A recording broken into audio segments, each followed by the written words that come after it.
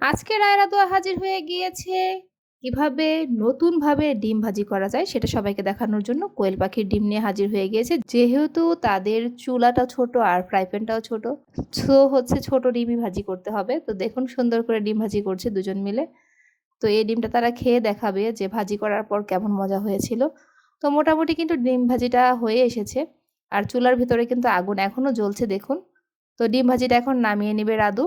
দেখুন সুন্দর হয়ে গিয়েছে ডিম ভাজি। রাধু সেটা খাওয়ার চেষ্টা করছে।